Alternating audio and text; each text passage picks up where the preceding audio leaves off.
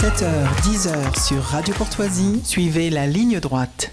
On va parler des États-Unis et vous allez nous résumer un peu la situation du bras de fer qui est en cours en ce moment même. Et oui, si vous pensiez que l'Europe connaissait une crise migratoire sans précédent, laissez-moi vous dire que les États-Unis sont loin d'être mieux lotis. Les chiffres donnent le vertige. Depuis l'arrivée de Joe Biden à la Maison-Blanche, 2021, on estime à 6 millions le nombre de migrants qui ont franchi la frontière du sud des États-Unis et bientôt à 3 millions ceux qui auront été finalement autorisés à l'intérieur du pays. Alors c'est sans précédent, 300 000 migrants sont entrés aux États-Unis dans le seul mois de décembre et il y a 2,4 millions de demandeurs d'asile actuellement en cours sur le territoire. Alors sous Donald Trump, avec sa politique de Remain in Mexico, en français rester au Mexique, les demandes d'asile étaient traitées à l'extérieur du pays, donc sur le sol mexicain, ce qui permettait évidemment un meilleur contrôle des entrées.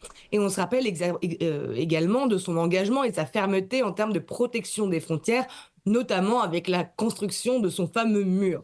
Avec l'arrivée de Joe Biden et l'abandon de cette politique de rester au Mexique, les demandes d'asile sont désormais traitées sur le sol américain. La loi et le manque d'infrastructures rendant extrêmement difficile la détention des demandeurs d'asile, des milliers et des milliers de migrants venant du monde entier entrent donc pourtant illégalement sur le territoire américain, invoquant le droit d'asile et, contrairement à ce que l'on pense, ne fuient pas du tout la fameuse Border Patrol, c'est-à-dire la fameuse patrouille frontalière, mais plutôt se jettent dans leurs bras, sachant pertinemment la suite des événements, à savoir une fois leur demande d'asile enregistrée, ces migrants se voient donner une date devant un juge qui, évidemment, au vu de l'engorgement des services, peut prendre plusieurs mois, voire années, sans infrastructure ni possibilité juridique de détenir ces demandeurs d'asile en attendant leur passage devant le juge.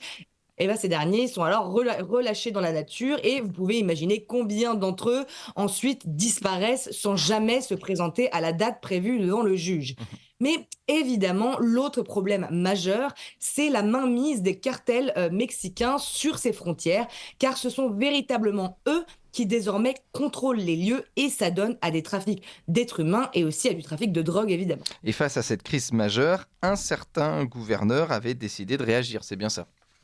Oui, tout à fait. Il s'appelle Greg Abbott. C'est le gouverneur, républicain du Texas. Texas, qui est un État historiquement, dirons-nous, rebelle face au pouvoir fédéral en place. Et Greg Abbott, face à la crise migratoire, lui avait décidé de prendre les choses en main et il avait lancé en 2021 l'opération dite Lone Star, c'est-à-dire l'opération L'Étoile solitaire, qui est également le surnom de l'État du Texas.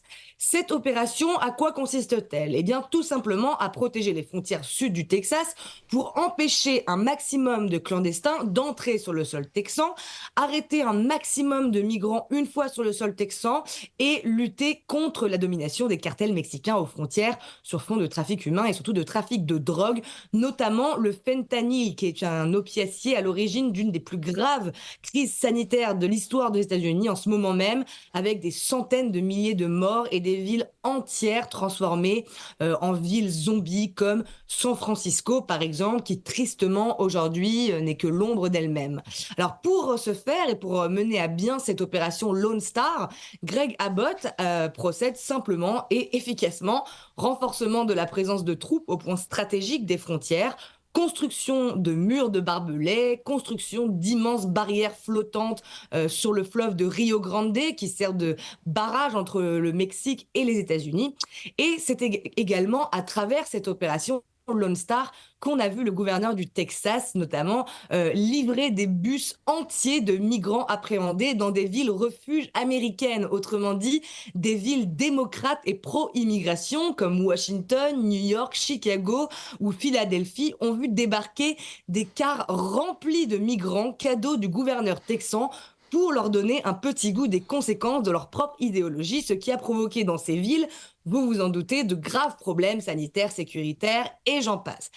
Et évidemment, comme toujours, quand on est pragmatique, eh bien tout ça fonctionne. Les résultats sont là puisqu'à elle seule, cette opération Lone Star aura permis l'arrestation de près de 500 000 clandestins, la déportation de dizaines de milliers de migrants dans les fameuses villes sanctuaires démocrates et la saisie de 435 millions de doses de fentanyl. Et j'imagine que tout ça ne plaît pas véritablement à la gauche, Juliette. Oui, c'est le moins qu'on puisse dire.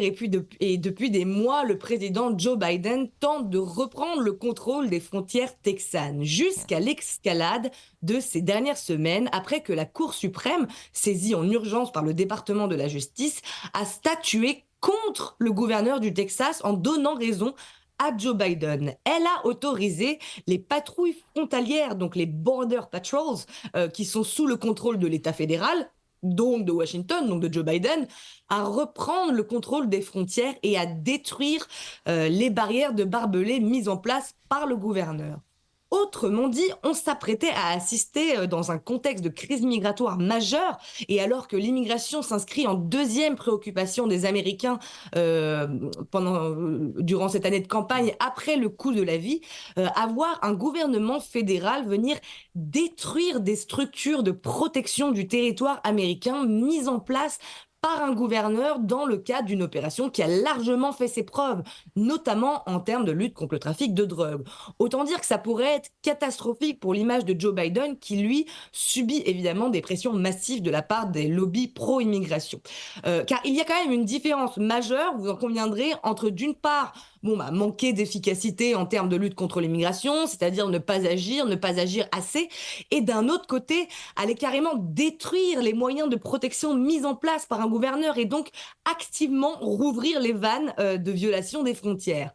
Mais ce qui est fascinant, et c'est que le gouverneur, donc le gouverneur texan, Greg Abbott, a tout simplement décidé de ne pas obéir à la Cour suprême. Et là, on rentre dans le vif du sujet de ce moment potentiellement historique, puisque le gouverneur a ordonné aux soldats de la garde nationale du Texas, qui sont sous ses ordres à lui, de bloquer l'accès à la frontière aux agents fédéraux et de construire encore plus de barbelés pour protéger la souveraineté de l'État texan. Et dans un communiqué, il écrit que Joe Biden a rompu le pacte constitutionnel en ne protégeant pas les Américains d'une dite invasion, ce qui, d'après le gouverneur, enclencherait l'article 1, alinéa 10 de la Constitution américaine, qui stipule qu'en cas d'invasion, justement, les États ont le droit à leur légitime défense. Alors, je cite l'article. Aucun État ne peut, sans le consentement du Congrès, imposer un droit de tonnage, garder des troupes ou des navires de guerre en temps de paix, conclure un accord ou un pacte avec un autre État ou avec une puissance étrangère ou s'engager dans une guerre, à moins que effectivement envahi ou dans un danger si imminent qui ne permet aucun délai. Donc c'est très clair, mais reste à définir évidemment si les circonstances nécessaires sont réunies pour définir que ce qu'il se passe en ce moment au Texas est bien une invasion. Et c'est précisément sur ce point précis que la Cour suprême avait donné tort au gouverneur. Bon, alors il est seul contre l'État fédéral, Greg Abbott, mais il s'attaque à un géant. Mais est-il véritablement seul ?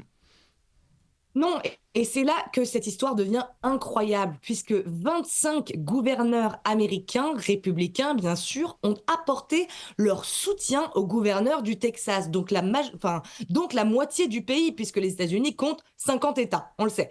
Et ce n'est pas tout, ils le soutiennent et ils lui amènent un soutien militaire en envoyant leurs propres troupes à la rescousse pour sécuriser les frontières texanes, comme le gouverneur Ron DeSantis, par exemple, qui a promis le soutien de la Garde nationale de Floride.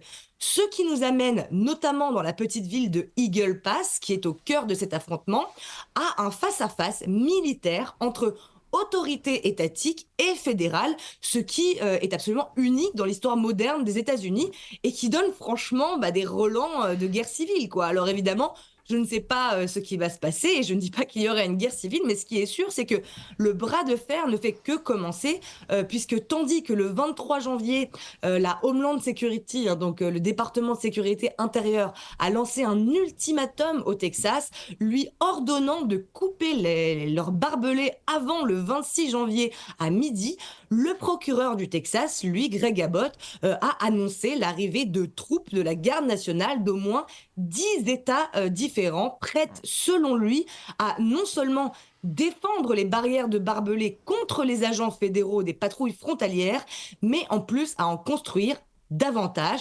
Et c'est ce qu'ils sont en train de faire en ce moment même. Et la date de l'ultimatum est passée. Et pour l'instant, la situation n'a pas vraiment encore bougé. Et voilà où on en est, affaire à suivre. C'est absolument extraordinaire ce que vous nous racontez ce matin, Juliette. On retourne un petit peu aux seigneurs, aux états féodaux où il y avait le seigneur donc, qui devait protéger face aux invasions ces paysans. Et puis évidemment, le roi n'était pas forcément d'accord, donc il était contre le roi à ce moment-là. Moi, ça me fait penser à ça. Une réaction là-dessus, sur ce qui se passe au Texas? Non, moi déjà, ce qui m'a surpris, c'est le silence global des médias. J'en avais jamais entendu parler aussi, de cette histoire. C'est pour le coup. Alors j'avais vu une vidéo. L'actualité. On suit l'actualité. J'avais vu une vidéo circuler sur les réseaux sociaux, mais à part ça, c'est vrai que là, bon, je me demandais si c'est moi qui étais passé à côté de quelque chose, mais visiblement non. Il y a un article du JDD, ça s'arrête là. Sinon après, c'est des articles de Québécois, etc. Mais il y a eu un flash de ligne droite aussi. Exactement. Merci Liselotte.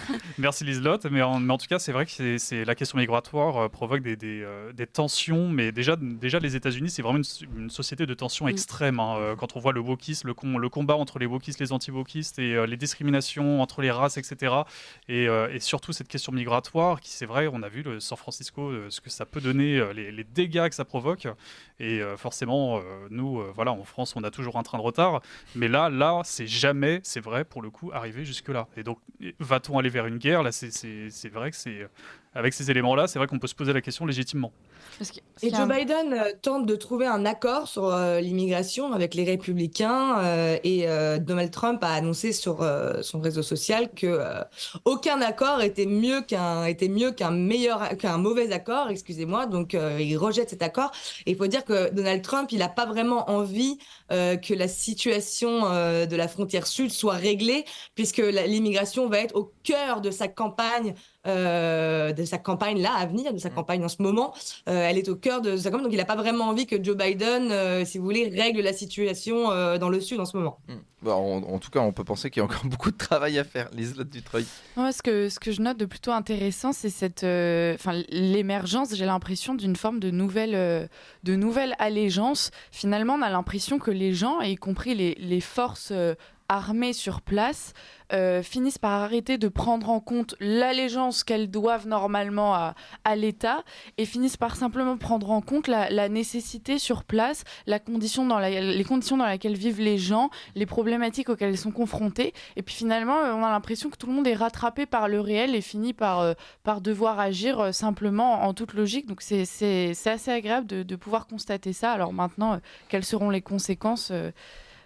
On attend de voir ça et on espère que ce ne sera pas trop dramatique. Oui, ils ont eu du courage aussi de s'opposer comme ça à l'État et à Washington. Marie Falicon, qui écrit toujours pendant les chroniques de Juliette. Comme d'habitude, c'est vrai qu'on voit que les régions sud qui sont aux frontières, qui sont en contact direct avec évidemment les vagues d'arrivée migratoire, se réveillent. Elles sont les premières témoins de cette submersion. C'est le cas, par exemple, nous, dans les Alpes-Maritimes, nos régions sont plus sensibles à la question migratoire que les élites un peu déconnectées dans les grandes villes qui ne la voient pas directement dans les beaux quartiers.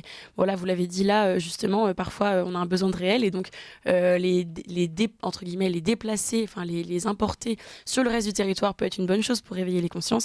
Mais c'est vrai que les chiffres sont quand même assez importants et c'est vrai que c'est important de le dire. Vous m'avez appris qu'il y avait quand même 6 millions de migrants qui avaient franchi les frontières illégalement des États-Unis depuis l'arrivée de Joe Biden à la Maison-Blanche.